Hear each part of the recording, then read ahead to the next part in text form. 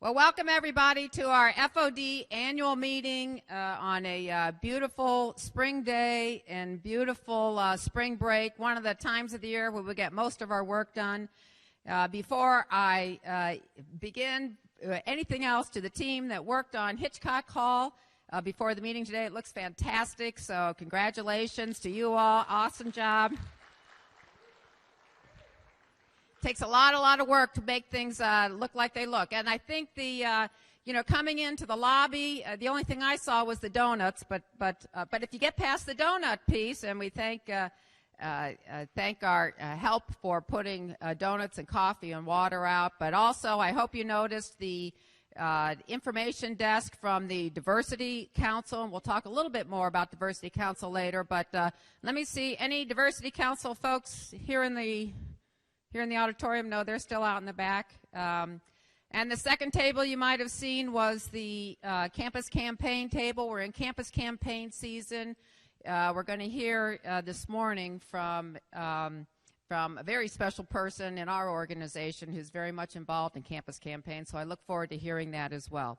So we really have a wonderful hour and a half of information prepared. And I think we'll find it to be a very informative and very helpful session this morning. Again, we've had so many terrific things going on, and a lot of hard things going on for us this year. So it's a good time for us all to get together. I want to start by sharing a video. You might recall that last year we had a special guest that was an inanimate object, and I'll talk about that a little bit in a minute. But let's turn our attention to the Department of Athletics that have been such a great neighbor to us and a great friend to us, and of course a great banner for the Ohio State University. So we're going to begin with a video from the Department of Athletics.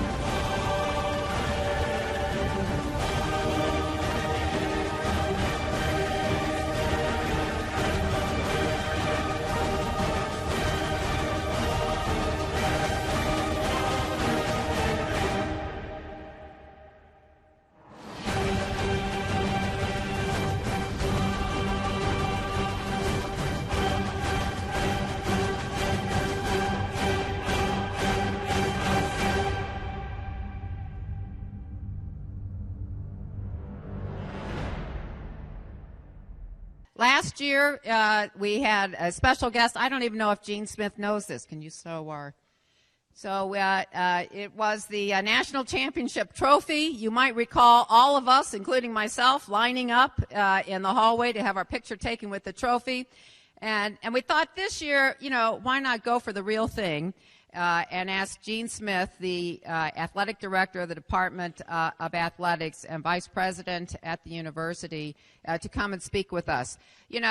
We saw a glimpse in the video, and I know Gene can talk about it more, but, Ohio State University has 36 NCAA sports represented. That means 1,000 athletes, student athletes here working on campus. That's more student athletes than we have in the entire FOD, and we take care of most of the campus. So it really gives you a sense of the accomplishments of this department. And Gene, of course, has been at the university since 2005, an accomplished athlete himself at Notre Dame.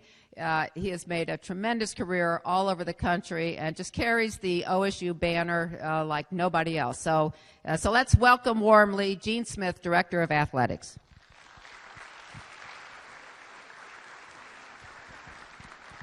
Thank you, Lynn, for that kind introduction. How we doing? Great. Well, the real thing is really Urban Meyer, but he's in Florida chilling, so he's not going to be here. I'm sorry. Well, let me thank Lynn for that kind and generous introduction, and thank Lynn for inviting me to come and share a few things with you this morning. It's a blessing to have an opportunity to stand before you. And first of all, thank you. I want to thank you on behalf of the Ohio State University broader campus. Selfishly, thank you for our athletic department and all the coaches and staff and student athletes that I'm blessed to serve every single day. Thank you for your hard work. I understand your world. Your jobs are challenging. There are jobs where you don't get calls from people and say thank you very much for making sure that this works, or this area is clean, or this area is operational, or this building looks great. You don't get those calls. It's kind of like the media. You know, the media doesn't report on planes that land smoothly. They'll only report on planes that crash. Okay, and so you only get calls when there's challenges, and I understand that because I get those calls on Monday mornings after football games. So I want to thank you for your hard work. You guys are unbelievable. Keep up the great job. I am blessed. From Cleveland, Ohio. Anybody in here from Cleveland? Oh, got a couple home people in here. Been in this business for 31 years, and just fortunate to end my career here at The Ohio State University. This is my last move. My wife told me, you're done.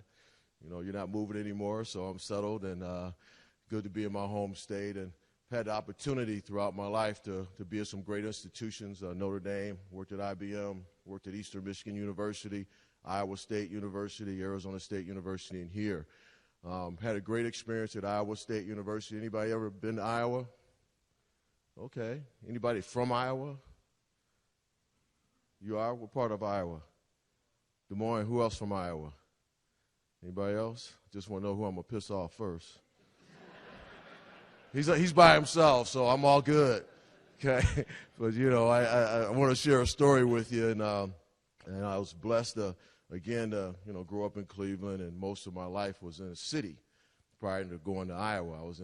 Moved to Iowa State University in Ames, Iowa, which is north of Des Moines, and small population, 25,000 people, and a large agricultural environment, 25,000 people, 25,000 students, so not a big community. It's in the middle of the heartland, and I actually turned it down twice because I looked at the state of Iowa, and it was just me and him that looked alike. You probably weren't there at the time, so it probably was just me. But anyway, so I said, okay, I'm going to give it a shot. So I went, and it's a great community, and I was sitting in my office on a Sunday, and my first day, and I was kind of sitting there Sunday trying to get acclimated and thinking nobody's around, and then our development officer walks in, our chief fundraiser, introduces himself, and we chit-chat for a while, and he said, you know, I'm glad you're here. And I know you intentionally left your schedule blank this week so you can get acclimated, but I really like you to go on these cyclone outings with me. And they're called the Iowa State Cyclones. And the cyclone outings are events where you go with a whole bunch of donors and supporters, and you play golf during the day, then you have a reception, then you have a dinner that night, and the coaches would get up and talk about their programs. And I said, great, let's do that. It's a great way for me to go meet the people, get out there and shake hands and fundraise. And so we had 4 days of this. So first day this is July. It's hot and humid in July. The mosquitoes can pick you up and carry you away. It's muggy. Okay, so we go out, we play golf, and, you know, I'm sweating like mad. We have a reception, a lot of Diet Cokes, and then a dinner that night, and coaches would get up and tell stories about their programs. And dinner was pork, because pork is big in Iowa. Okay, you guys know that, right? Pork is big in Iowa. So you had dinner was pork. Next day, another day, hot, humid, muggy, and another reception with Diet Coke. Coaches get up, tell lies about their programs, and you have more pork. Then the third day, we're playing golf, and I walk up to the first tee box, and I realized I forgot my hat at the course the day before. And it was hot, you know, it was 100-something degrees, and I don't need a tan, so I need a hat. So I went in, I was going to go to the pro shop and get a hat, and the guy I was playing with said, hey, look, I got a hat for you. Don't worry about it. He reaches in his bag, pulls out this nice hat. It's got the tag on it, and I tear the tag off and turn it around, and it's got the slogan for pork on the front of the hat. Who knows the slogan for pork? The other white meat. And he wanted me to walk around the golf course with that on. 18 holes, probably 4 hours. So it was hot, so I wore the hat anyway. I played. And And then the fourth day, and, you know, it was another hot, muggy day, and, you know, another reception, more Diet Coke and more pork. I was sick of that pork, and I was so excited because on the fifth day, I had a church social.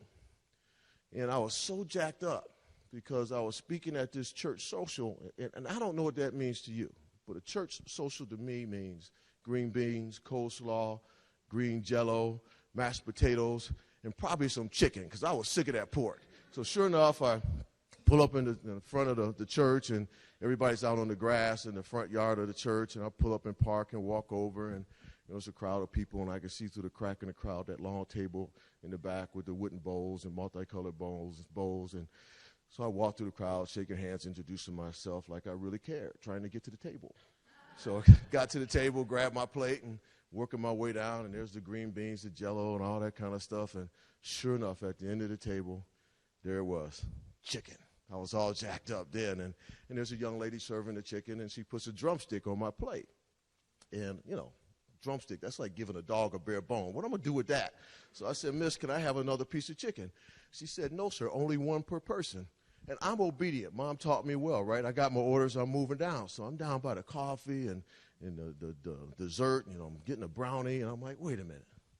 Looking at that drumstick, that's not going to do me any good. I said, I need another piece of chicken. She obviously does not know who I am. I'm the athletic director at Iowa State University. I'm speaking tonight. I want another piece of chicken. So I go back, and I say, Miss, can I have another piece of chicken? She said, no, sir. I said, wait, I get it. You don't know who I am. I am the athletic director at Iowa State University. I'm speaking tonight. I'd like another piece of chicken. She said, sir, you don't know who I am. I said, no, who are you? She says, I'm the chicken server. Move on. Drumstick was good. It really was good. It was tasty. We got the bone marrow out of it. It was really good, but it was tasty. It's hard to find clean jokes, by the way, but no, I actually tell that story a lot, and it's not true, by the way. Don't go back to your hood and start telling that story, okay? Spread those rumors. Not a true story. But, you know, it's funny. I like that story a lot when I first heard it years ago because it really, truly makes me think about the blessings that we have, the opportunities we have to work at a place like The Ohio State University, to work in group dynamics like you guys are working in, because I really believe that we have this unique opportunity here to serve young people and help them grow and develop. And what we do in our role is so important to help them be contributors to tomorrow's complex society. And all of you need to understand, even in your role, you have two responsibilities. You have a responsibility to lead and a responsibility to serve. Whether you are leading people or leading yourself, people make leadership more difficult than it really is. Leadership is about people. So it's people in life are the heart and soul of all that matters in life. Period. People. Whether you oversee a group or whether you work on your own, you have to lead in some form or fashion. I learned a long time ago when I was a 29-year-old athletic director that I needed to do a better job of leading myself. So I ask you this question. Anytime I hear a phone go off, I usually think about fundraising. That's like a $1,000 donation. Whose phone was that? No, but anyway, think about this. How many of you have a person or two that will tell you the God's honest, bottom line truth about you? Raise your hand. Okay, a lot of you do. Now, let's not be shy. Those of you who do not have that person that will tell you the good, bottom line, dirt truth about you, raise your hand. Come on, don't be shy. One. Okay, we got one human being that's being honest. Okay. Everybody's got to have that person. The most important thing about leading yourself is self-awareness. Knowing who you are and what you're all about. Okay, understanding what your personal values are. What am I committed to? Okay, my number one value is my family. Okay, nothing gets in the way of anything when it comes to my family. I will drop everything in a minute for my 4 children, my wife, and my 6 grandchildren. Give it all up. Everything I have in life, I'll give it all up for all of them. Okay, secondly, it's integrity. Okay, no one can take that from me. I own that. Okay, my honesty, my trustworthiness, in the eye of a storm, nothing gets in the way of that. Okay? Those are my top 2 values. I have another group of values after that. I ask you to take the time to lead yourself from your values. Understand who you are. I don't care what you do. You need to have personal values that you stay committed to. And those of you who have children, teach your children that at an early age. Help them understand that they need to get committed to themselves. There's times in life, it's hard to say, hard to accept. There's times in life where you ought to be selfish. And when it comes to what you're committed to, be selfish. So you got to lead yourself. Once you get to the point where you can lead yourself and you can manage yourself, you can get to a point where you can lead other people. Hard to lead other people when you don't truly understand yourself. Okay? So what you want to do is that first. And then you want to take the opportunity when you have it to influence other people and help guide them and help provide them the opportunity to be successful in life. At The Ohio State University in our athletic department, we're fortunate. Our mission is to create an environment for our student athletes to be successful academically, athletically, and socially. We get the cream of the crop. Okay, we get some of the best athletes in the world. Okay, Becca and I were talking about wrestling. Wrestling team is going to Madison Square Garden. Opportunity to possibly win a national championship again. Okay, and it's just phenomenal to watch those young men work towards their dream of winning a national championship. But you know what the real juice is? The real juice was like last year when they won the national championship, and you have a student athlete by the name of Logan Stieber, who all of a sudden his mind flips because he has next on his agenda the opportunity to represent our country and go chase the Olympic dream. Think about that. It's one thing to win a national championship at the collegiate level and represent The Ohio State University, but now you're putting on the flag. You're putting on the flag.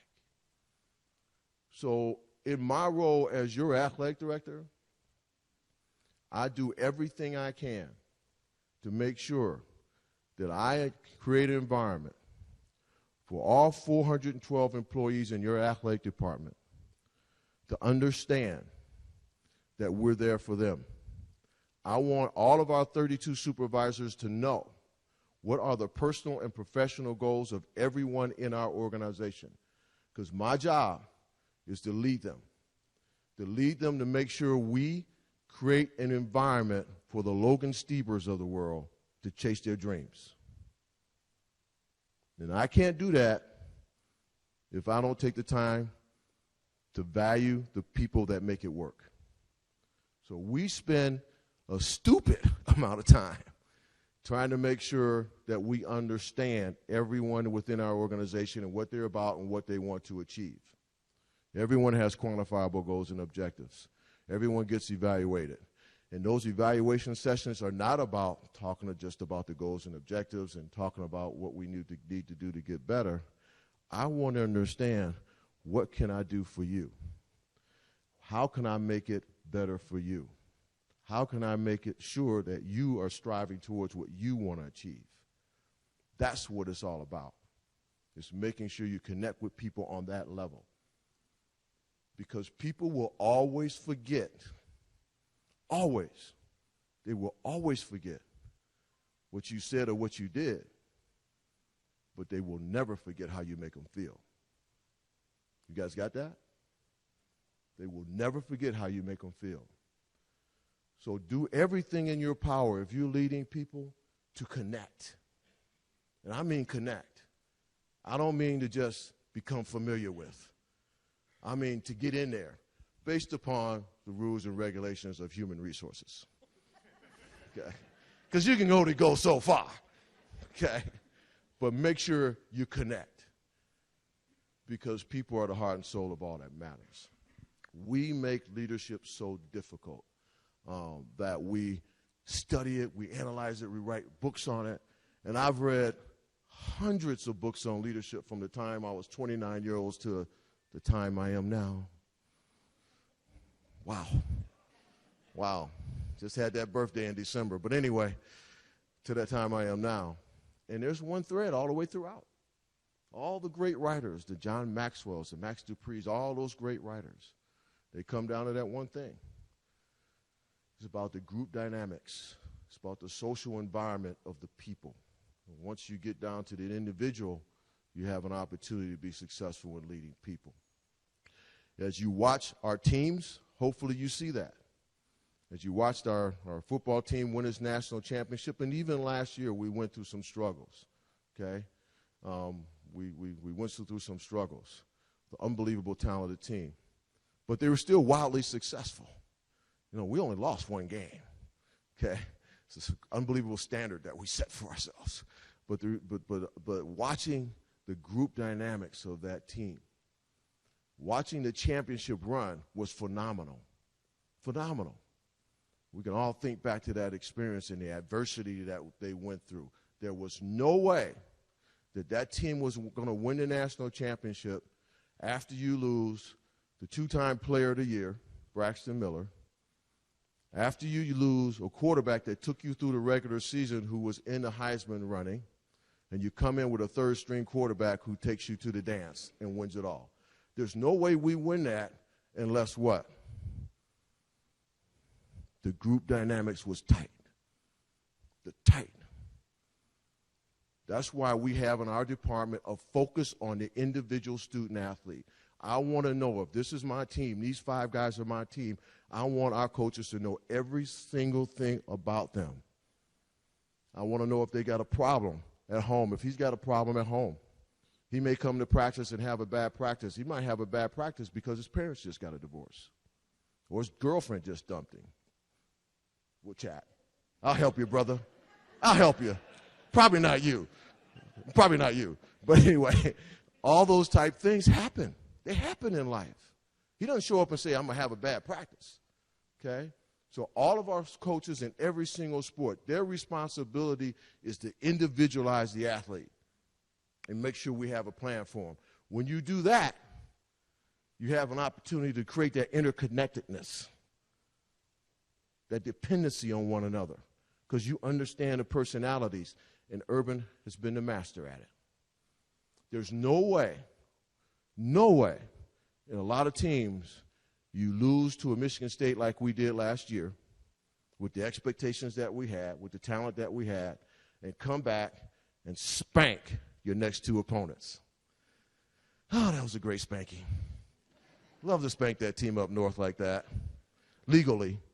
And then they went and spanked my alma mater. You had to, remind me of that, okay? Thank you. I'm not sensitive at all. But anyway, it was a great demonstration of leadership on his part, of getting down to the individual players and bringing them together and helping them to be successful. So I leave you with that thought, with that thought. Do everything you can to lead yourself, think through who you are and what you're all about, and then secondly, transfer that to how do you work with everyone else individually. How do you help them individually to create that group dynamics where everyone strives to be successful? I thought I'd leave it open for a couple more questions. I do have another story I could tell, but thought I'd leave it open for some questions. You guys have any questions about anything except tickets? Got tickets to volleyball matches. But anyway, any questions about anything in athletics?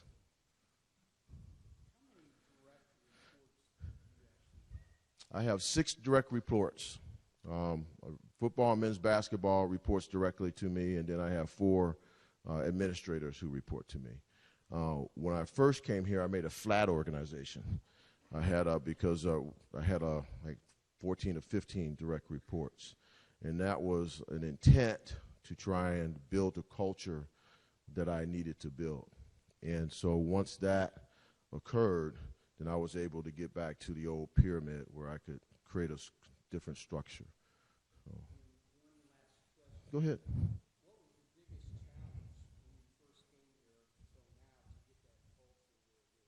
Actually, it was two things. It was just what we talked about. Two things on the staff side, and the one thing on the staff side, one thing on the student-athlete side, to get the focus on the individual. So when I came in 2005, there was a year of slight turmoil in the athletic department, and for different reasons. And so people, like in any environment, people had hunkered down into their silos. There wasn't great communication. My first day here, I was in I went to the Blackwell, had the personnel jackets of then 327 employees brought over to the Blackwell. And I sat in the room all day, went through every single personnel jacket, every single one of them. Just me and my hot tea and my music, Teddy Pendergrass. And we're just going through every single, I was going through every single folder. I wanted to have a chance to read the backgrounds on the people that I was going to have an opportunity to work with. And I was shocked because there were only a few that actually had goals and objectives in their files or evaluations. So there's people that worked there for years, and the only thing in their jacket was their resume or their application. So I come from a performance-based environment. I tried to understand why that was. And I asked people constantly, why don't you have goals and objectives and evaluations? What do you guys think I heard? What? Care? No one cared. What else? Time. That's one. Public records. Everybody was concerned that any document you put in a file was a public record. So having their goals and objectives in there, but more importantly, they were concerned about having their evaluation become a public record. So I was being sensitive. So I realized that I needed to teach them the value of goals and objectives. So I worked with Central HR for months. They assigned 2 people with me, and we took our 32 supervisors, actually I had 27 at that time, on retreat for 2.5 days, and we taught them how to do goals and objectives and evaluations. And then we created sessions throughout the department to teach them how to do goals and objectives and accept goals and objectives and how to accept evaluations, and taught them the value of candor. The value of candor. The truth. The God's honest truth, and take it the right way. Now let's be clear. The only reason you need to worry about your evaluation is not the public, it's me. Okay?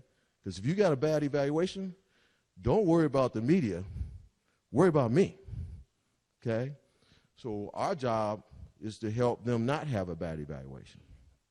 But to do that, you got to tell people the truth. Okay?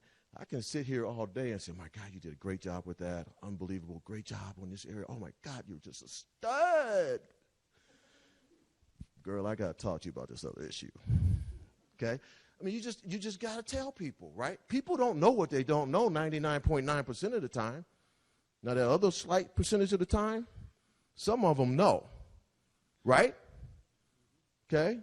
So candor is used appropriately with the right demeanor is so important when you're doing those evaluations. So that's one. The staff creating the culture primarily of communication, working people individually. Same thing with student athletes. We used to take student athletes and football players and say, okay, we got study hall, 7 to 9 o'clock, everybody go in a room. And they go in there for, 2 hours, and then they go out and, looking at their watches, and it's 8, it's 8:55, 8:56, 8:50, and then they're out of there. and we didn't know what they did in that room. That was study hall, okay? And so we changed that. We changed all that to focus on when you come to study hall, you check in. There's people at the front. You check in. What's your name? Kent? Caleb? Okay, what you going to accomplish today, Caleb? And you tell me what you're going to go in there and study. You're going to read this book on X. How many chapters you going to read? 3. 2. He's going to read 2 chapters. When you come out, you and I are going to talk about those 2 chapters. What did you learn? Okay, we're going to talk about it. So now when we have those sessions, there's a group of people sitting out there waiting for those student athletes to come out of the room. So you just don't go in there and now, that used to be books, now it's iPads. Pull up your iPad and surf. You go in there to work, and you come out with something executed in that room if it's a study hall situation. So those were my 2 biggest challenges, was to get people to focus individually. So that's a long answer to that question, sorry. What else? I think I got time for a couple more.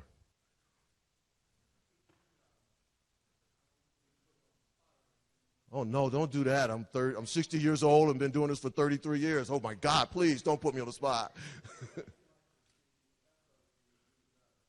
Do better?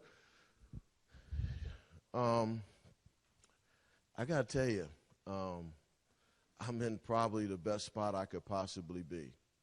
I have a team that works with FOD, and many of the people in this room, I see faces that I've been in meetings with, and we understand this operation. We have obviously a staff that do similar things. So I can't tell you that there's something that FOD could do better for me. I understand the challenges and what you have. Lynn and I work closely together. We're building a lot of buildings now and doing some renovations. So in that area, if FOD can find me some money, that'd be awesome. They put a name on a room. But I really, in God's honest truth, I really can't tell you. I can't think of one. And I over the years when I first came, I was learning and I was providing feedback to FOD, and some of the feedback that I provided, I think, contributed to some of the changes that occurred over time. No, I'm happy. I really don't have any complaints. You guys, for me, are landing the plane smoothly. Keep it up. Any more questions? Yes, sir.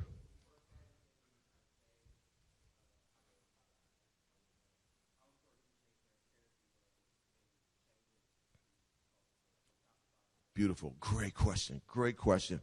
Oh, that's awesome. I'm glad you asked that, because part of the silos that existed, people weren't communicating, and I was absolutely shocked that the people in the athletic department did not know the athletic department budget, for example. So we do all staff meetings 8 times a year, okay, once a month, no longer than an hour. Okay, so, whoever's running the meeting, they hate the fact that I'm sitting up front, because they know at 59 minutes, I'm like that commercial. But anyway, so the number of things that we did not share with the athletic department staff was crazy. The budget and all the reasons that we did things. We just did this huge Nike contract. In the past, we would not have come back and said, okay, this is the deal, this is what we did, and this is why we did it, and this is how it works. So we think we do everything. We share everything. So internally, transparency was an issue. Externally, transparency was an issue. I remember the first time I announced in 2006 my reorganization of the athletic department. People were like, well, why are you announcing it to the public? I said, because we're public. We're public. I'm going to tell them everything they want to know, okay? With the media and with the public, with the media, I am like probably the media specialist's worst nightmare, because I just want to tell them.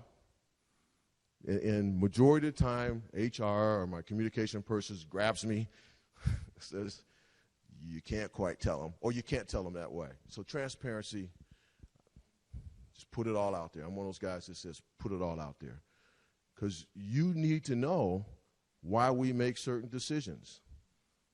When the institution announces that the raises are going to be 2%, Okay? That's personal. That's personal to all of you. So I'll stand at an all-staff meeting. University just announced that our raises are going to be 2%. Okay, this is how it's going to work this year. Okay, I literally would tell people, we have 21 people who will get market adjustments this year because they're way out of the market. Okay, so those people may get 6, 7, 8, 9% raises. Okay, the average across our department might be 1.5. This is like one of my meetings right now, might be 1.5. So I tell people what we're doing all the time. Great question. Transparency is so important to create that trust. So you got to get, and then you got to be willing to take the tough question when it comes at you. Yes, sir. One last question.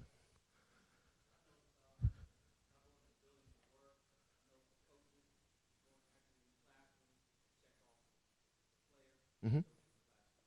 Yes. Oh, yeah, we do class checks. So I won't take too much more time. I'm over my time. But we go out on campus, and we have this year of our 912 actually student athletes, we have 62 that I put in a certain category. Okay? They're like my third child. Okay? They're in a certain category. Okay? And so we will literally go and check and make sure they're in class because they got every excuse in the book. Okay? Now, they get to a certain point in their behavior where they don't modify their behavior. What do you think we do? We call mom. We call mom. I remember the first time Jim Trussell and I was sitting in his office. This guy by the name of Stan Jefferson that checks classes. And it was a Wednesday night. Never forget, it's like 7-something at night. We had this one particular player would not conform. Pulled the player in, dialed up. He had no clue who we were calling, by the way. Dialed it up on speaker. Mom answers. He's like, oh, God, the sweat starts coming off his forehead. It's awesome. And we go through the story with mom. And it was a game that weekend. And we told her, your son lost his ticket privileges because of his behavior. That we remind you at the parents' meeting at the beginning of the year, we shared with you our accountability program. And if your son did not perform at certain levels, there's certain penalties that would be imposed. Your son has reached the penalty level of losing his ticket privileges. So the 4 tickets that he was entitled to, he no longer gets. So I'm sorry, you don't have tickets for this weekend. All right, moms, what's happening now? Yeah, so you always go back to the roots now. Don't go back to the roots now because, you know, mom will take over. Mom will take over. That's why our behaviors are down. You know, we still have 62 I got to manage, but they're not like they were. You know, we have no one in that category of losing their tickets. You know, we just got other stuff that they have to do. So, great question. So let me thank you. I've already went over my time. Let me thank you for the time. You guys enjoy your day, but more importantly, let me thank you for your hard work. Stay committed to yourself and stay committed to each other. Thank you so much. Go Bucks.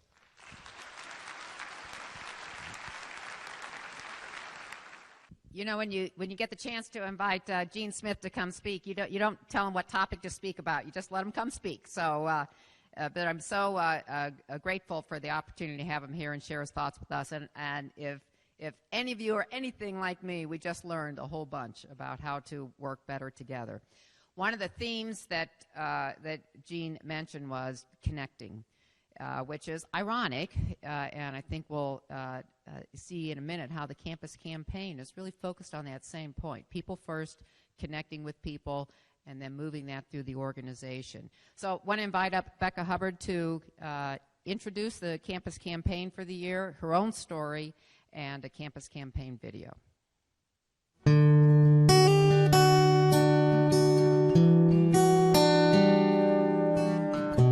In June of 2012, I was diagnosed with an illness called idiopathic pulmonary arterial hypertension. Very simply put, it's high blood pressure in the lungs that can lead to right heart failure if not caught early and treated early. The disease is pretty rare. Last year, only about 1,000 people were diagnosed with pulmonary hypertension in the U.S.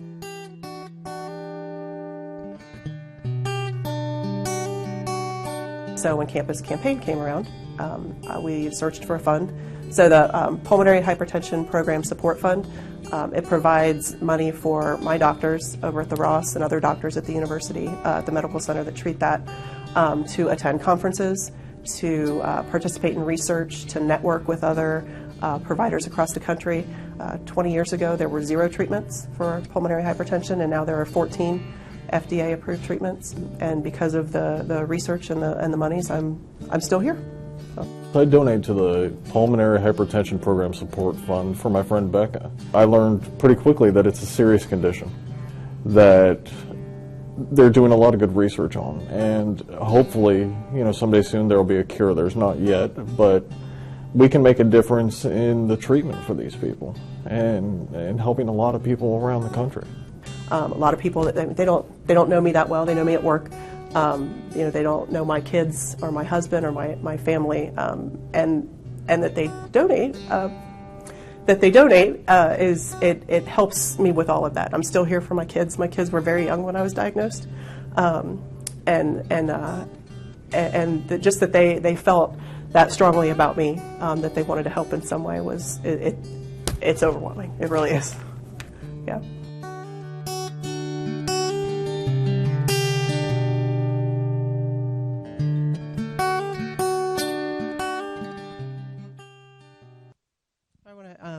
Thank Justin Moss real quick with A&P Communications. He put that video together. He did a very good job. I felt like I rambled the whole time, and he put it together like I was very eloquent. So thank you, Justin. So I want to just talk to you guys for a couple minutes about Campus Campaign. It is the university's annual charitable drive. Runs from March 1st to April 30th every year. The university sets a goal every year. This year's goal is 41%. I'm really disappointed with that goal. Aim for 41%. But I just want to talk to you real quick about a couple of reasons that I think you should donate. And after I figure out which button I'm pushing here. Forward. Got it. All right. 3 reasons that I feel like you should contribute to Campus Campaign. You have a good job. I have a good job. Are there things that I don't love about my job? No, Laura, there are not things that I don't love about my job, but I've heard that can happen. Joking aside, we have good jobs. We have good benefits, health care, free tuition. If that doesn't do it for you, there's football tickets. So there are a lot of good things about working here, but more importantly to me is that we do important work here. We do meaningful work here. Some of you may have heard this story before. JFK, when he was president, toured NASA. And as he was doing his tour, he saw a custodial worker, and he stopped the tour, went over, and introduced himself and asked what the custodial worker was doing. And he said, "Well, Mr. President, I'm helping put a man on the moon." And so that is kind of how I feel about the work that you guys do. Gene Smith talked about it a little bit, but we work at this place. Our employers produced Olympic athletes and national champions and Nobel laureates.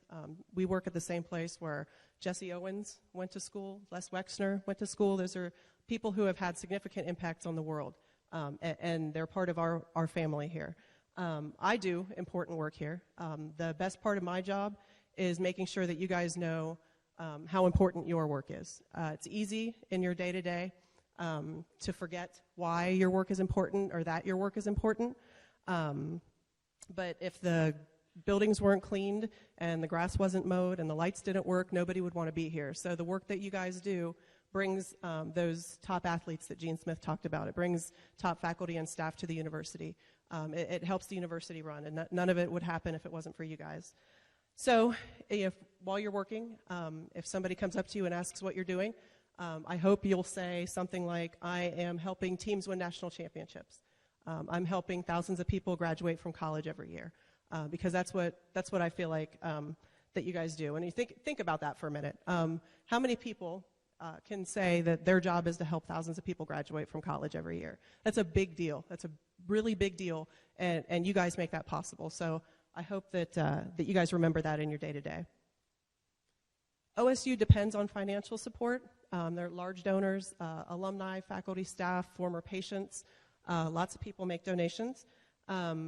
It's easy to see a donation like Les Wexner's donation of $100 million and think that maybe there's no way you could make a donation that would make a difference.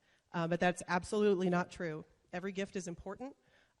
So you heard me in my video talk about the Pulmonary Hypertension Program Support Fund. After I was diagnosed the following year, I did a lot during that campus campaign to promote that fund. It is fund number 312585 for those of you that want to stop and donate when we're done here today. But I spent a lot of time talking to my coworkers, my family here about that fund and about why it was important to me. So I talk about every gift is important. That year during that campaign, you guys, my family here in FOD, donated $700 to my fund that year. And those donations were almost all one-time cash donations of between $1 and $5. So that is, I said in the video, it's overwhelming for me. It really is. It shows me that the work that I do is important. That hopefully you guys feel that I'm supporting you and that it. I'm gonna stop babbling. Thank you. I appreciate your support. So, 2 things we need you to do. Very, very simple things during campus campaign. The first one is to contribute. So there are lots of ways to do that. We have a table outside. You can donate online, payroll deduction. You can do cash, credit card. Any way you want to give us your money, we'll take it. If you would like to stop on the way out and make a donation, we have a table out there. And I want to say that if everybody in this room stopped on the way out and made a donation or is already doing one through payroll deduction, we would hit our goal of 41% for the year. We would probably exceed it. So if you want to stop on the way out, please do that. And the second thing we need you to do is convince others to contribute. It's easier to convince others to contribute if you're doing it yourself already. These are the funds that I donate to. I told you my story and hit myself right in the feelings. I don't know if I did that for you guys or not. Doesn't have to be that. It doesn't have to be meaningful and touching and heartwarming. I donate to a wrestling scholarship fund. That's partly because I like the sport of wrestling and partly because I have a small crush on head coach Tom Ryan. But I want to do what I can to help him out. So my point is that there is a fund for everybody. So if you want to search for a fund, if you need help with that, I'm happy to help you. We have some ambassadors in the audience, I see. Any one of them is happy to help you with your donation for campus campaign. So that's my time. Thank you.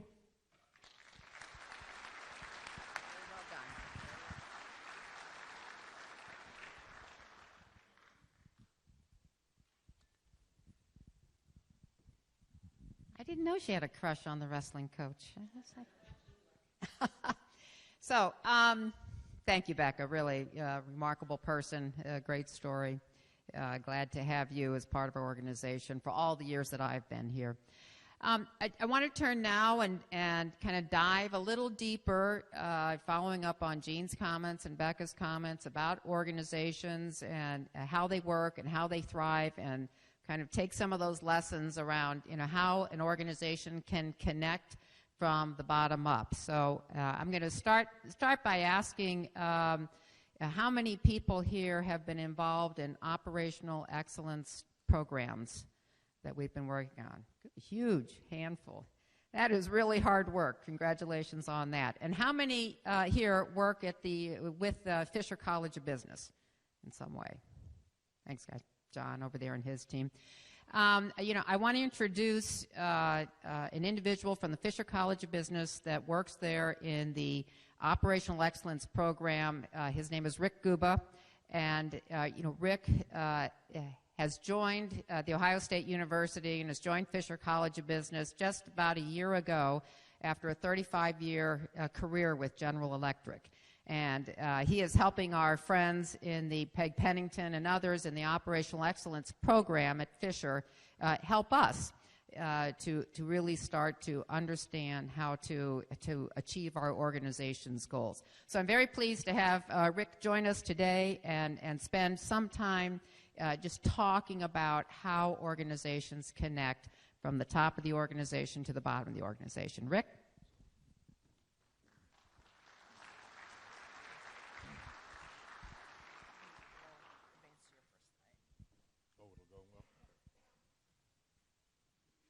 All right. Good morning. Okay, I'm going to come down here because I don't like standing up front.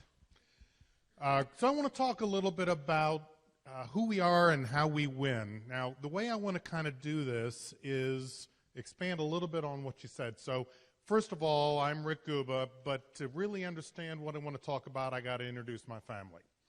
My family, I grew up, and at 1978, I married my wife. We've been married 38 years.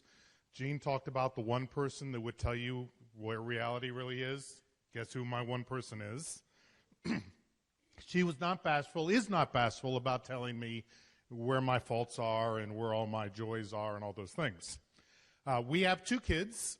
My daughter is my oldest. My son is my youngest. They would tell you also all my joys and all the goodness and things that Dad does well and sometimes doesn't do well. I've got 5 grandkids. How many have grandkids? If I knew how much fun grandkids were, I would have passed kids, gone right to the grandkids. The reason why I bring up my grandkids is because when I talk about who I am and who my family is, their perspective of me comes from, and probably the best way to describe it is my youngest grandson is 7 years old. His name is Nicholas. When I talk about I work for GE, now it was GE Aviation, what do you think my grandson connects to when you think of that big Fortune 5,000 business? Huh? Airplanes. Has nothing to do with the big company GE. His perspective is, wow, you make airplane engines. And when we would take our grandkids down to Disney and we'd get on the airplane, he'd look at the engines. That was his perspective of life. So who we were as a family, the Guba clan, the Guba family, it's all about that perspective from that wide-eyed kid, 7 years old. Wow, who are we? Okay? So when I told my grandson, after 35 years of working with this big company, of working with an airplane, that I'm going to go retire and I'm going to start working with The Ohio State University. His response was, why? You work with airplane engines. What could top working with airplane engines?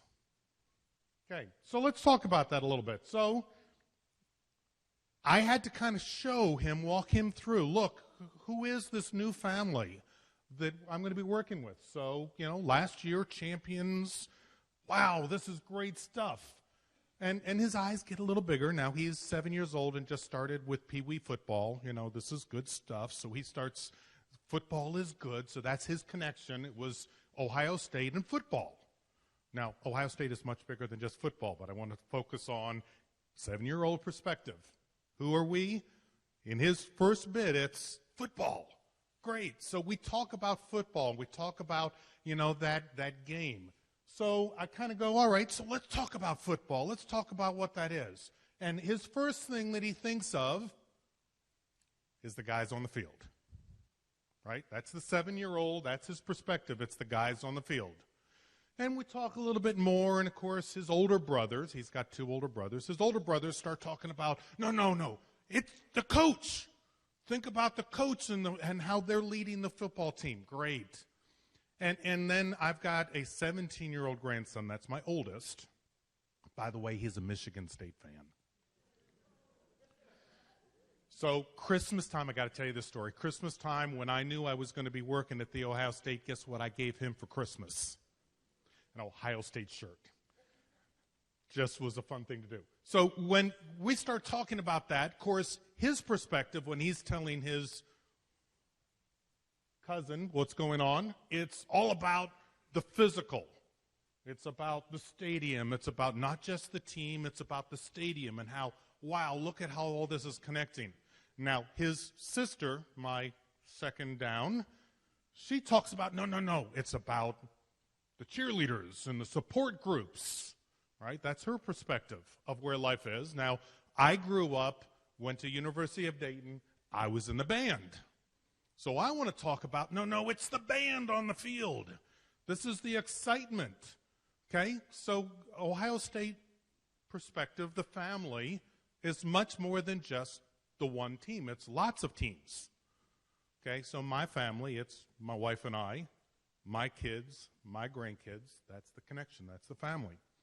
So we want to kind of talk about that, facilities a little bit more. So I wanted to share with him that, you know what? It's not just about what you see on the field. There's an awful lot of stuff that connects that really has to make that work. So in GE and aircraft engines, it's not just the engine on the wing. It's the maintenance team.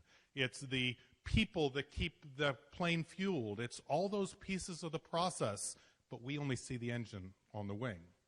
So let's talk about that from Ohio State. So the background stuff that is going on that makes that team function is the support pieces that keep it going. How do we keep the water going? How do we keep the facilities going? How do we keep the lights lit? Okay, by the way, this isn't just at the football field. This is the whole complex. Okay? So how do we keep the whole complex cleaned?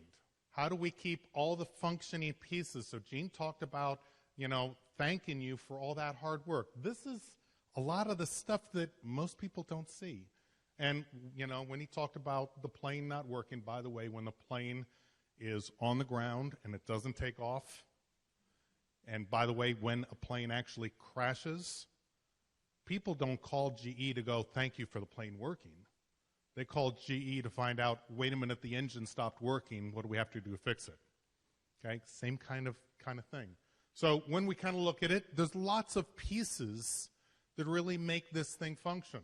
So, of course, from my grandson's standpoint, if he thinks of a game, what piece of this background does he think about? It's the food.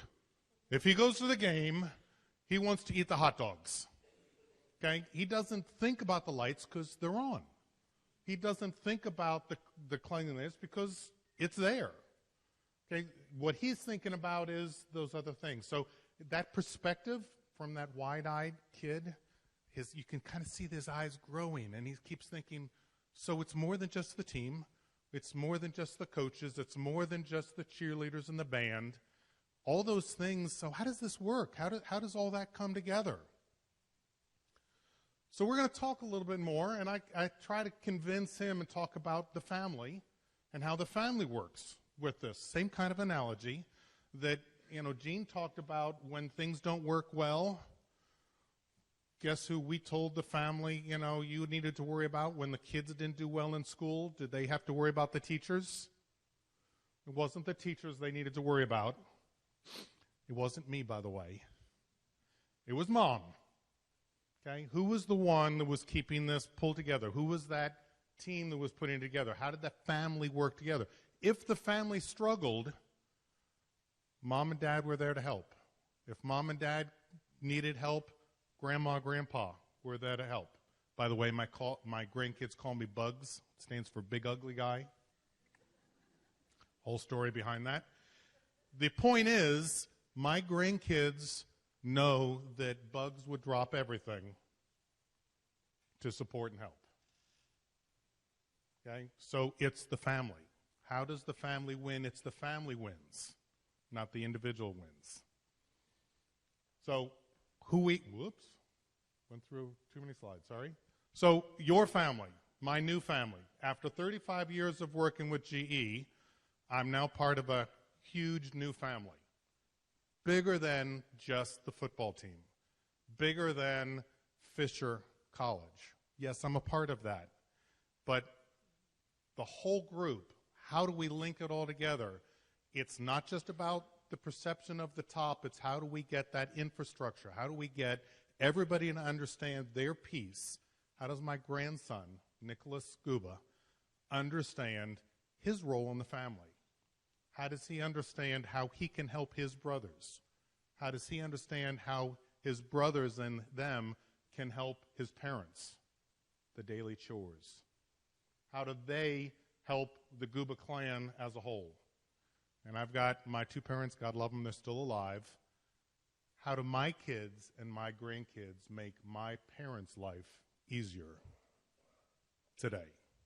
How do we draw that linkage? How do we get them connect and understand their value, their part of the process? So what I want to leave you with is this whole mentality of your group is such an important, critical part of making not just the football team, but the infrastructure of the Ohio State, my new family, to function better. So I am now part of, all of us. How we are successful is by being part of the family. So I want to leave that wide-eyed vision of a 7-year-old Nicholas Scuba vision of, wow, the Ohio State University. Who is that? Who are we? And how do we link together? So that's what I wanted to share. So let's take this down just another level. Rick, thank you so much for leading us off on this idea of operational excellence, organizational excellence, and now we're going to take this down to the FOD level and how we make these principles work for us. So we're going to start by looking at, you don't have to read all of these, but we're going to look at our goals that the entire university has set. So if you just look at the top line here, we've gone, what are the fiscal goals of the university, what are the academic goals of the university, and the sustainability goals of the university. And then we went down and we scrounged around and we looked at the goals that Dr. Drake and university leadership have set. We looked at Jay Casey's goals in administration and planning. We looked at the FOD goals for all of FOD. And then further in the organization, we looked at operations blue chip goals. We looked at utilities goals that they have set for the year, environmental health and safety, and FDC. So just as Jean indicated and Rick reinforced, we are in an environment where we work towards performance goals each year. Not only do we try to set goals as individuals for ourselves, but organizationally we try to set goals. And what we noticed when we put all of this data together is that there's a flow to these goals. So I'm going to give you a couple of examples of this. And first we're going to look at the fiscal goals. Now, for anybody that watches news or reads the newspaper or is on Twitter, I think we all know that across the country there is a tremendous amount of discussion around college affordability and access to college. And we see this, all the time in discussion, that students are coming out of college and they're saying, I have too much debt, I can't afford to go to college. Parents who are sending their kids to college, and I know there are many of you here in the room who are, some yourselves are in school, and some are trying to work their own kids through school. So affordability of college is a significant issue, and everybody across the higher education spectrum has really tried to respond to that, including Ohio State University. So when you look at Dr. Drake's goals, number one is access and affordability, and a part of that is financial strength. So what do we know the university has done at the Board of Trustees level? They have frozen tuition, so no tuition increases for students coming in. And this is maybe the third year that there has been no tuition increase for students. And as a part of that, then the trying to respond to that need and to that goal, you see that move down through the organization. So we look at administration and planning's goals as part of trying to achieve the financial accountability goals, and you see that all the organizations in administration and planning have been working to to reduce budgets to meet a 5% reduction. And you go further down to FOD's goals. So those are the goals that we set for the entire FOD organization. And you see again that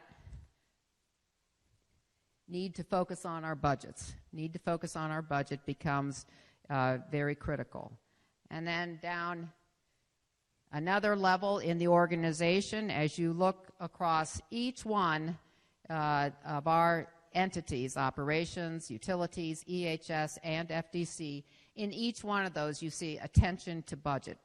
And so it flows all the way through to the university's goals. So let me take another example. Again, back to our main sheet where we're plucking these out. But let's take a look at academic goals. You wouldn't think necessarily that we are deeply connected to the university's academic goals to achieve excellence for its students, but of course, every single thing we do is connected to the university's academic goal. And that is for the university, it's excellence and quality in academics.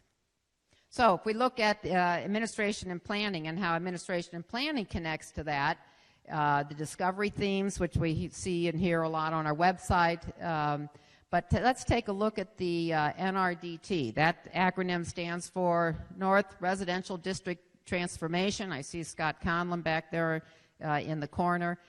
So, this has been a significant project that's occurring up at Lane and High. And, when it's completed this year, and I know it's going to be completed on time and on schedule, there will be 6,000 students living in 18 buildings up in that corner of campus, all in many ways to support bringing all freshmen and sophomores onto campus. And why? Because when freshmen and sophomores, the longer you stay on campus, the research shows, the better you do in school, the greater the likelihood of graduating. So there is an example in the administration and planning goals of a project that is so connected to academic performance.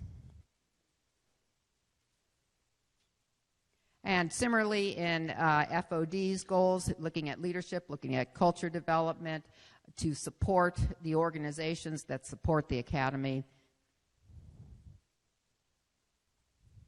My bad. My bad. I've got a lot of tools up here I'm working with. So, and then we look through each unit's goals, operations, utilities, again, support capital planning, EHS, enhanced safety culture, and FDC, again, carries through the North Residential District Transformation Project.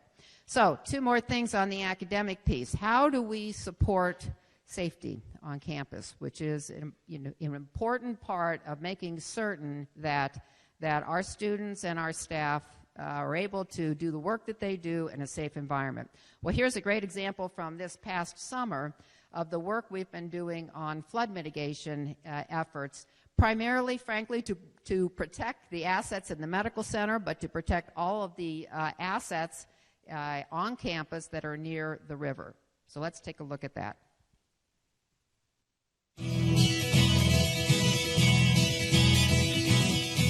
The Ohio State University campus is located on the banks of the Olentangy River. We obviously want to protect these beautiful campus assets from being damaged or lost in some cases by a flood event. It is becoming an increasing concern to us as we look at weather phenomena across the country. So part of what we have undertaken to do as a short-term strategy is study the elevation that we would have to provide barriers for between the river and the campus.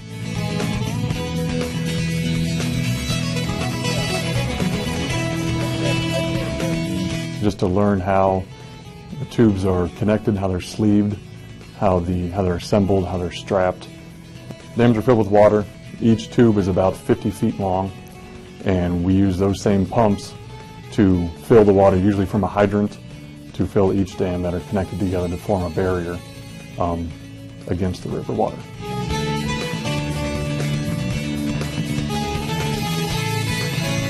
The Drake Union is the site of where the river water would flow into the campus if there's a 100-year flood. And so we picked the Drake Union to deploy our Tiger Dam system in a way to prevent water from flowing into main campus. It took about 11 hours to fill the dams and maybe another full day to deflate the dams. We have also embarked on a study of each of the buildings and the tunnel system that runs under the campus, again, that are located in those floodplains, and to evaluate what we would have to do with respect to each of those buildings to prevent water penetration. And so we want to do everything we possibly can to be prepared in the event that there is a flood that occurs on campus.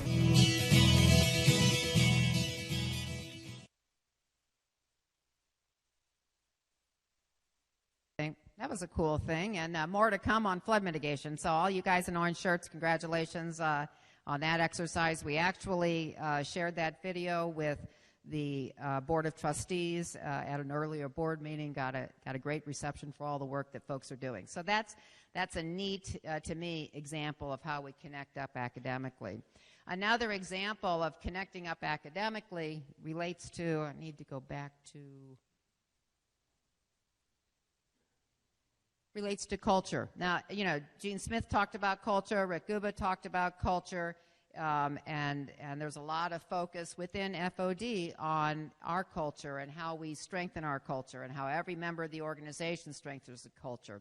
So one of the things that we've been happy to be a part of is the Administration and Planning's Diversity Council, and you saw a table out front on that. You know, diversity is sometimes hard to describe, but I really think of it as accepting our differences, whatever they may be, and strengthening our organization because we have differences. And part of what the Diversity Council is going to be rolling out in the coming months is training on diversity. And the program is called Your Key to Open Doors. Information is on the back table and being handed out to people. There's a number of us, in fact, did I ask this already? Who's on the diversity committee that's here? I think I asked, and you all were out front handing out pamphlets. But thank you very much, each of you, for your participation in that. It means so much that we can bring out all of our strengths, and I'm looking forward to us learning a little bit more about how to do that in the coming months. So thank you, Diversity Committee. Let me move on to the last pyramid and talk a little bit about sustainability. And again, we'll start with Dr. Drake and the university leadership's goal for sustainability, to build a sustainable campus. Now this one confuses me a lot, and that's because it's how do we define the word sustainability? What do we mean by sustainability? If you ask our students on campus, they think about recycling. You know, they primarily think about sustainability being about using recycling. They never think that they can't plug in their iPhones, right, or their laptops. Other people, you talk about sustainability and they think it's about renewable energy, so using wind energy rather than coal-based energy. And there's an entire gamut of ideas that are about living on a sustainable planet. And so one of the best comments I heard about it recently was that, you know, it's about sustainability is about, you know, we know we have to use our assets and our resources today, but we also have to preserve them for tomorrow. And so it's a big, big plate of work. And you can see, we can all see, listening to Dr. Drake's comments, that being that kind of global citizen is very important to university leadership. So how does that move through our organization? Well, in a great many ways. So there's Dr. Drake's goal of sustainability. If you look at administration and planning, and of course you think about much of the work that we do involves energy use. And so I see Aparna sitting back there, not to discredit all the efforts we have made in every other way of sustainability, but an awful lot of our focus is on energy use, both in buildings and on campus generally. And so part of the administration and planning goal is overall energy effectiveness. Coming down to FOD, and I've spoken about this many times, but you know, everybody I think knows from our recent announcements that we are still in the middle of exploring what we call the Comprehensive Energy Management Project, CEMP. We just each got an email, I think, from the provost and the CFO and from Jay that we have not issued an RFP, but we have considered to move into the RFP process on that. It is a enormous project, an enormous initiative, a very complicated body of work that we're going to be pursuing this spring and summer as we try to sort of delve another level deeper into the idea of this project, and of frankly looking for a private partner that can help leverage what we have to create a more sustainable environment, but also to create resources for the campus. So this has been a tough charge for us, and one of the things that I have to say I've been most proud of is how we have managed this. Rarely does an organization like ours get the kind of attention we've gotten around this project, but everybody has been professional and stand up and really doing their very best for the university. So of course there's more to come on that, and there'll always be more to come, but the point here, I think, is to see how even that project flows through the goals and objectives of the university. And you can see energy in each of our units efforts, right? So if you look at the operations team, and so much of what operations does focuses on building energy consumption and building efficiency. The utilities team obviously is at the heart and soul of providing and distributing energy across campus. Environmental health and safety, also working on energy management in buildings, particularly in safety programs across laboratory use. And FDC, as it develops and oversees construction projects, we are deeply into a policy that we laid the groundwork for 5 or 6 years ago, which is to make each new building on campus LEED, L-E-E-D, LEED certified for energy sustainability. So when you look at the entire pyramid, you can see that the goals of the university flow through to every one of us, and we're all hopefully linked together to try to continue to move this great university forward. So there we go. Got through the pyramid discussion. I want to move to introducing our senior directors that you all know, and to ask Dan Hedman, who is our communications director for AMP, to just sit down for a few minutes with these folks and ask them some questions that we think have been on people's minds. All right, so I probably should have tried to make some money off this and go through the crowd and ask what you guys want me to ask them. I could really grill them for you, but no, we just wanted to thank Lynn for giving us the opportunity. Obviously, at these meetings, sometimes we're talking about really high-level goals for the university and for A&P as a whole, and so we thought it would be valuable just to talk to the leaders from each unit to add some value just on your day-to-day work, and so I appreciate you guys taking the time to allow us to do it. We'll probably put Dave Abbott on the hot seat first. I like to call Dave like everybody's favorite uncle.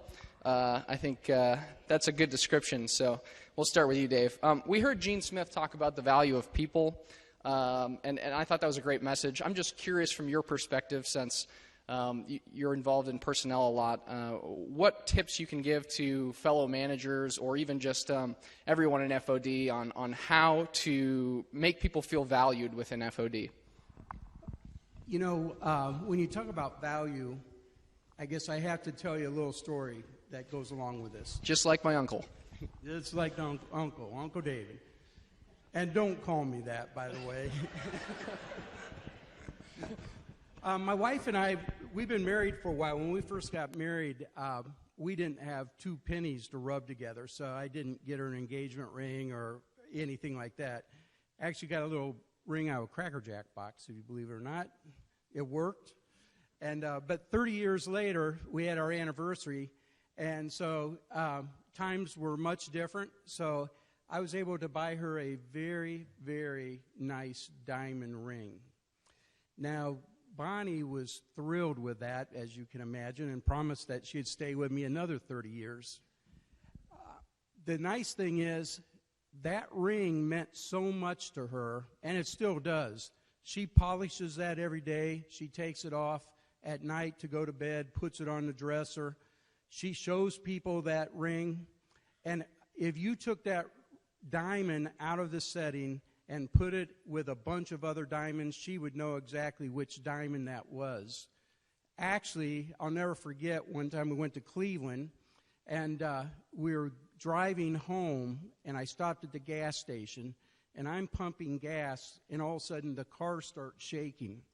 And I look in the car, and Bonnie's shaking frantically. And I go, "What are you doing?" She goes, "My diamond fell out of my setting." And she lost it, and she was looking all over the car for it. And finally, we found it. Why am I telling you this story? Because this really translates into value of people. Not that I'm saying people are a bunch of rocks, so don't go back and say that. But when you value something, you take very good care of it. You show it off. And people are the same way. And value, by the way, is a 360-degree thing. You know, yes, I may be a leader, and I want you to value me the same way I value you. I want to take care of you. I want to provide a support structure that you can flourish in. As Gene says, you know, I need to get to know everybody and not think of you just as an employee that works for me. We're a team, just as Gene was talking about, and that team is going to succeed together.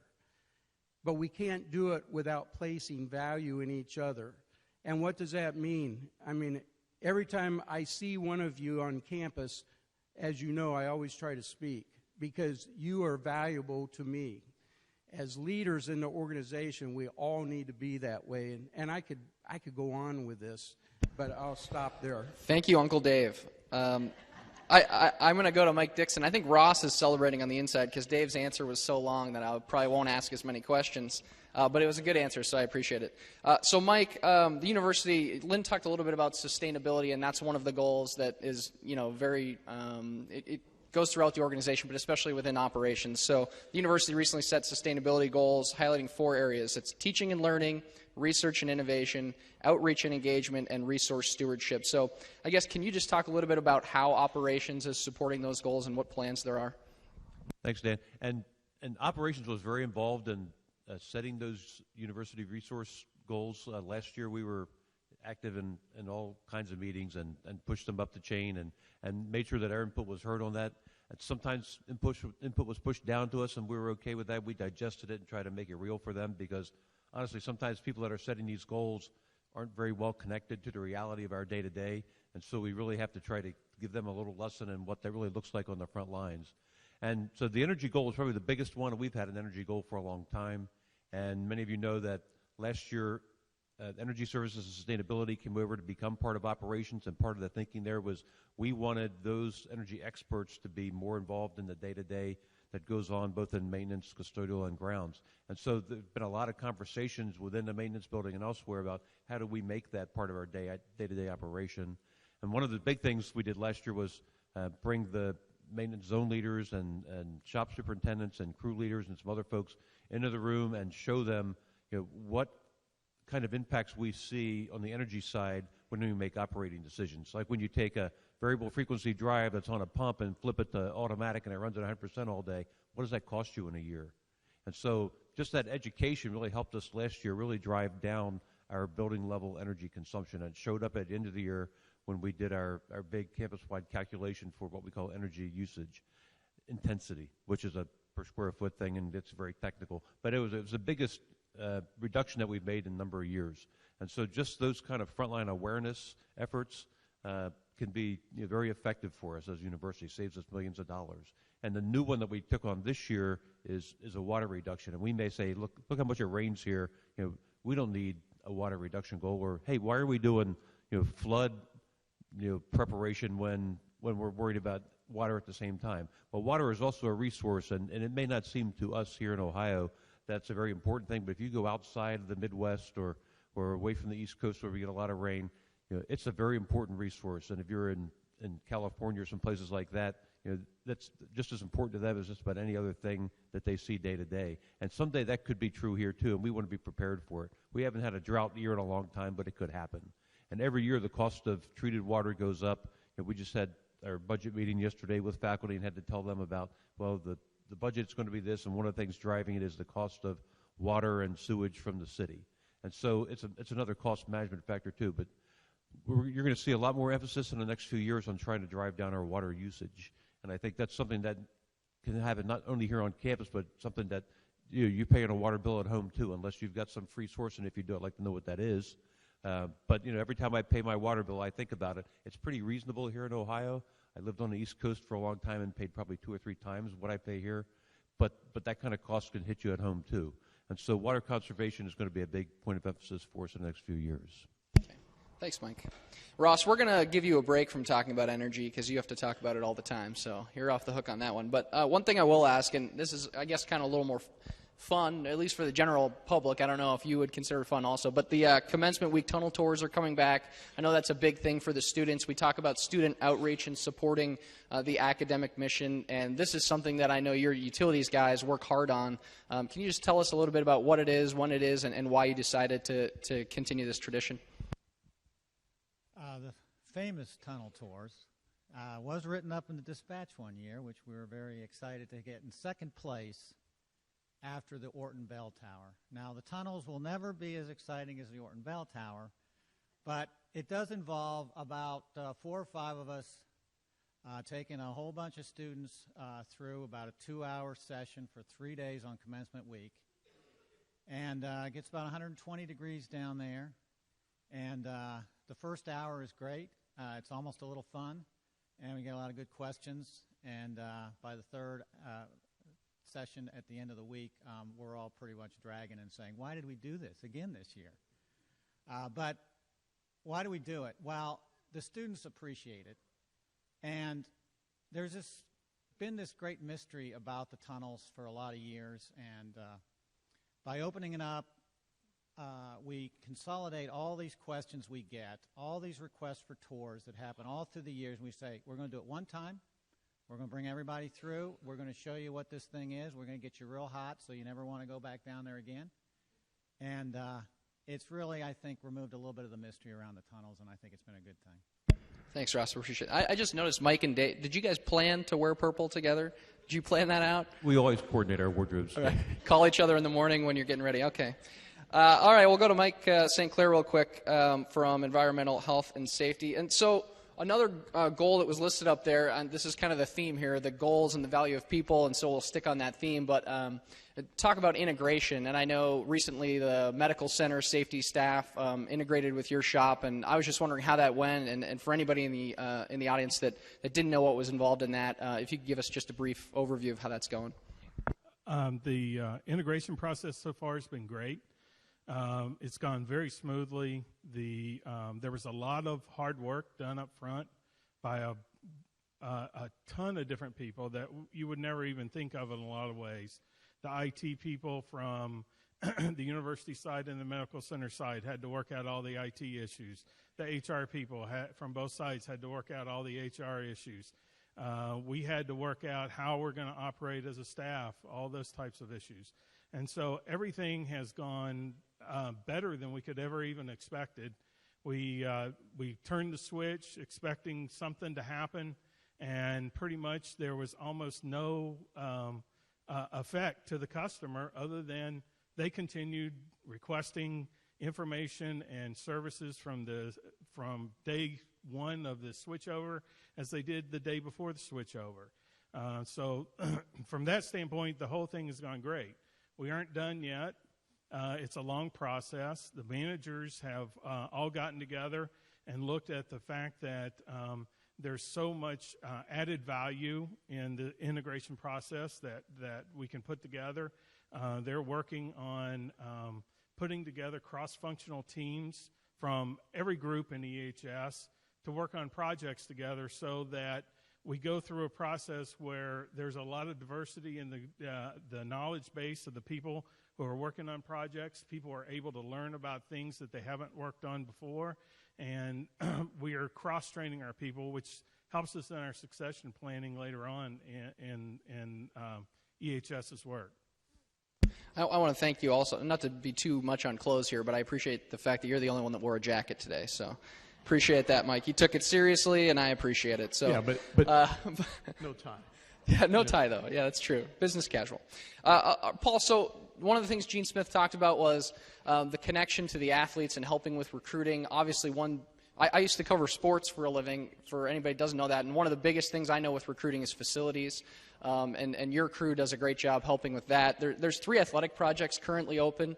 I know last year at this meeting we talked about the CBEC project as one of the signature projects, as well as the Medical Center Tower. Can you discuss some of the projects on the horizons for FDC, in particular maybe talk about those 3 athletics projects? Sure. So Lynn has already mentioned the North Res project. We're pretty excited about that, to get that turned over and offer those facilities to the students. We've got a Cavelli multi-sport arena that's going in under planning right now up near Ackerman. We're extremely excited about that, going through the design phase right now. It's going to be a fantastic facility for wrestling, Becca, so you'll love that. And volleyball, several other activities like that. We also are looking at a expansion to the Schottenstein Arena. It'll be along the north side of that. It's primarily for administration and coaching staff. There are some enhancements that are long overdue in that facility that we're going to be implementing there. And then the last one that I'll mention is the expansion and change to the Woody Hayes Biggs Athletic Training Center.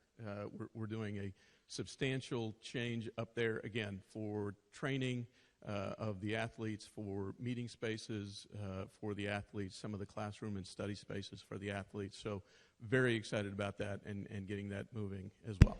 Yeah, we'll stick with you real quick. I have a follow-up. So the Medical Center Tower, I mentioned that last year. Obviously, that was a big deal for not only the medical center, but for all of facilities operations and development, and really the whole campus. So recently, we helped you guys promote the LEED certification that building earned. And so I was just wondering if you could update anybody who hadn't heard that news and just talk about some of the strategies that were implemented on that project for that sustainability effort. Sure. So let me first say, on behalf of me and the team that worked on that tower, we're still recovering.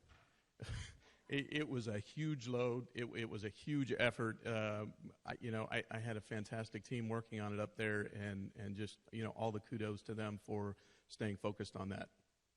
Specific to the LEED initiatives, we did receive LEED Gold status on that building, which is almost unheard of for a medical facility at over 1 million square feet. So we're extremely proud of that. Thanks.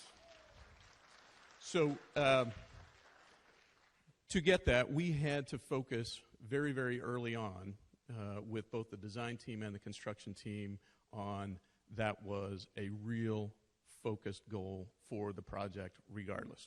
So we looked at and took advantage of recycling construction waste, both as part of the demolition that happened on that project, but also just the normal construction waste, scraps of drywall and those kinds of things, making sure the recycle stream was taking full advantage of that. We also looked at sustainable materials. Sustainable woods, bamboo and eucalyptus and things like that. Looked at sustainable flooring systems that are in the building. Also environmentally friendly materials, such as the mastics that are used for the carpet and the tile and those kinds of things.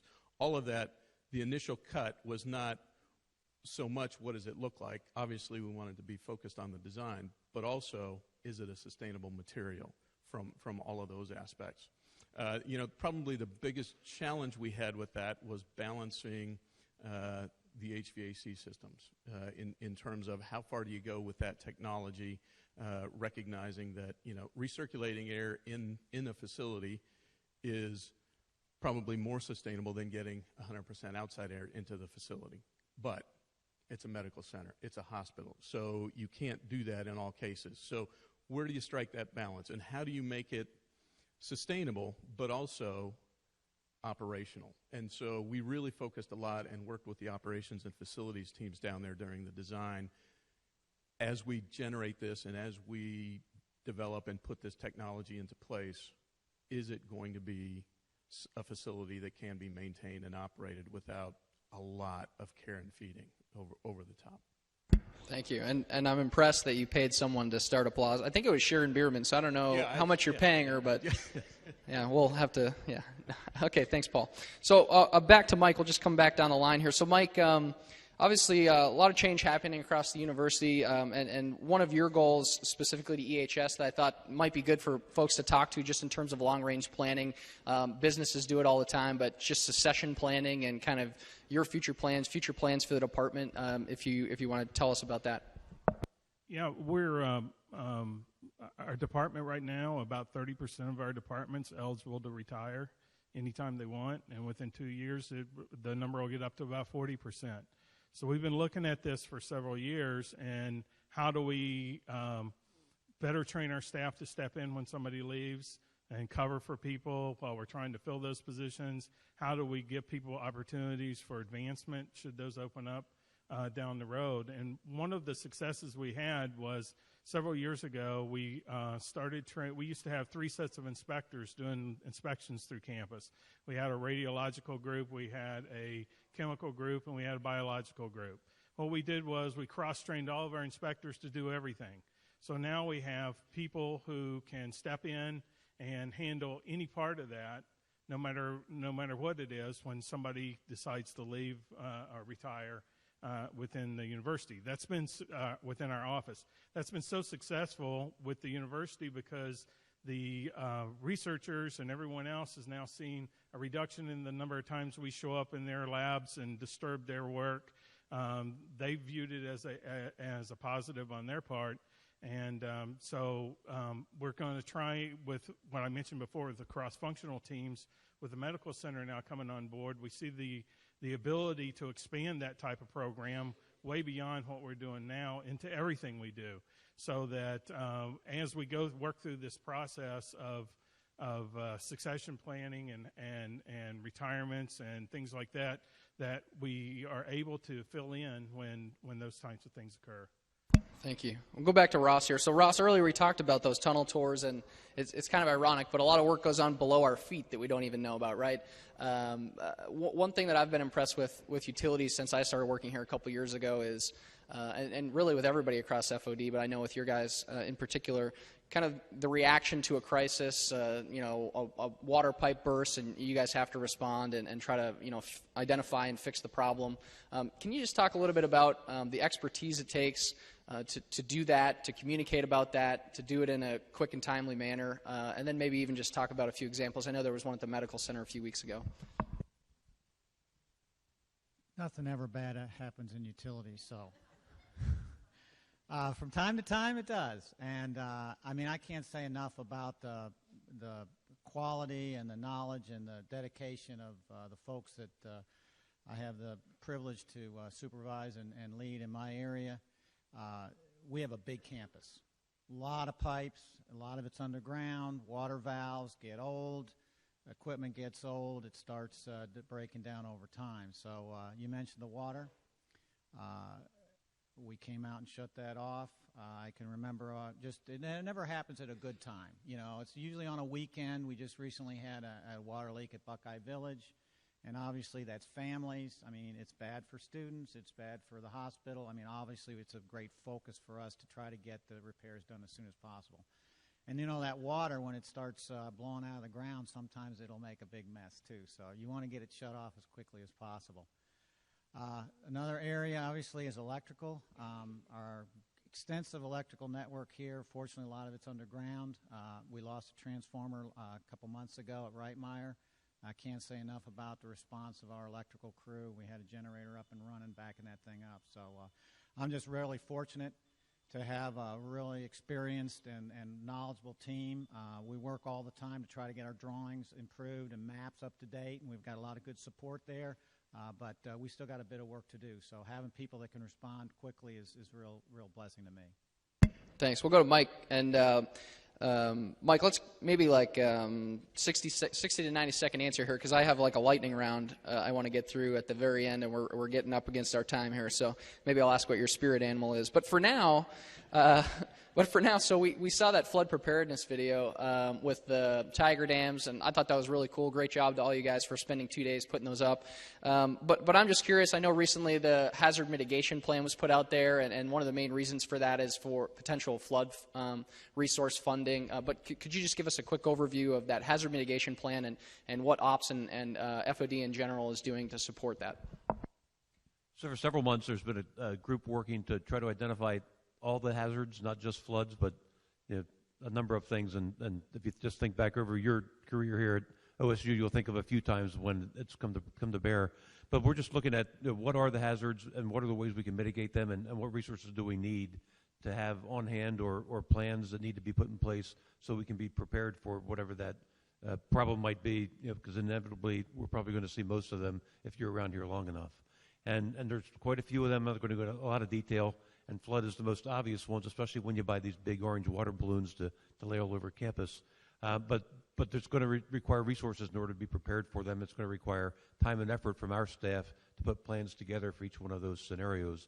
And many of you will be involved in it if you're not already. And I just do want to thank, there's a large group of people from Brett Garrett, a lot of members from utilities and FDC and elsewhere that are contributing, and it's going to be quite a big deal. All right, thanks. And Dave, same rules here, but 60 to 90 seconds if you can. My last question for you before we do the lightning round is, what do you think the most common misconception, both within FOD, so people in this room, and across the 800 or so FOD employees, and across the university community is about FOD operations? I think the biggest misconception, not necessarily in this room, because everybody knows what they do, but the biggest misconception across the university and the Med Center in particularly is people think that FOD does everything and can do everything. And I don't think they really have an awareness of what we do. We end up doing everything. It's like a big filter. Anything that no one else wants to do ends up coming our way, and we get it sorted out. But I think that's the biggest misconception that I always face, is we can do it all. You got to talk to your communications guy about that. Set the standard on what people expect. Okay, so we'll do lightning round here, and this is just literally like one word, one sentence response, and just pass the mic down, pass the mic back, and I got a couple questions I want to fire through. So what departmental accomplishment are you most proud of from the last year? Breakdown of silos. And right with that, I think building our leadership team into a more cohesive team. I didn't use all my time earlier, so I'm going to. We got through a very good inspection on our gas distribution pipelines with the Public Utilities Commission. That was a big accomplishment. And bringing up the utilities for North Res, rebuilt basically everything in that underground in that district. I would say the biggest and largest success was the smooth integration with the medical center.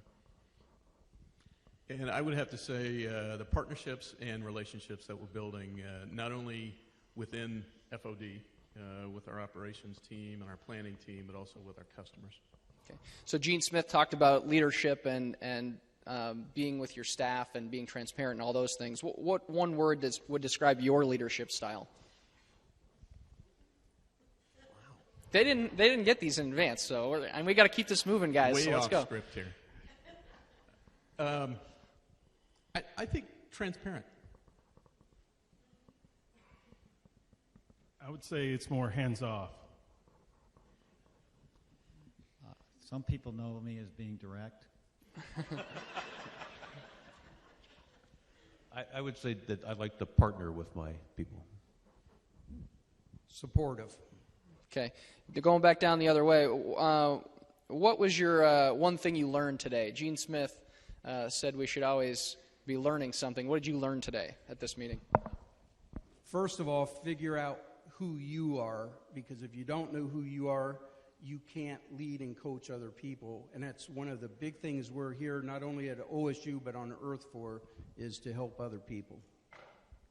I learned to always take a hat when you go on a golf outing, because you never know what someone's going to make you wear. No, but I said always be prepared.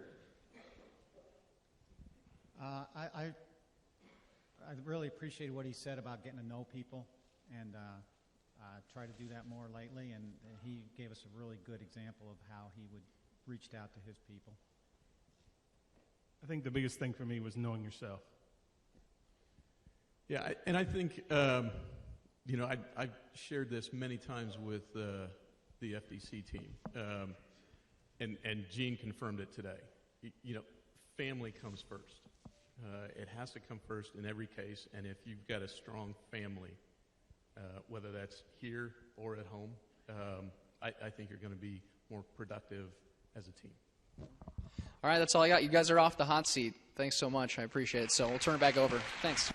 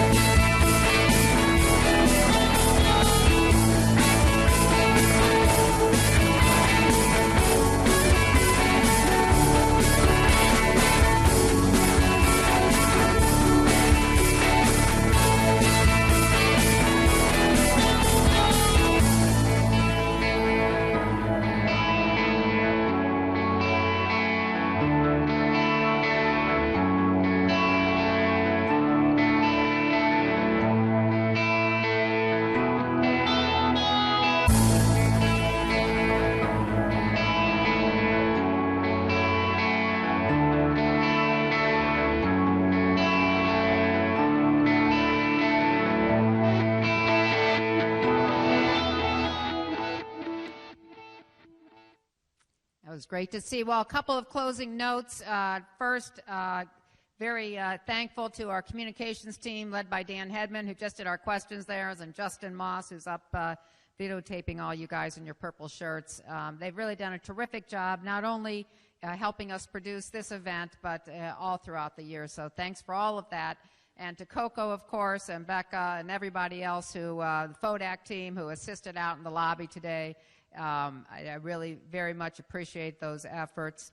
And, and finally, if I had to say one word about that describes my state of mind right now, it is gratitude. I feel so grateful to have had the chance, this year to work with all of you and to get to know you. I'm so proud of the work that we do, and thank you very much for a great year, and we'll be all together again soon. Thank you.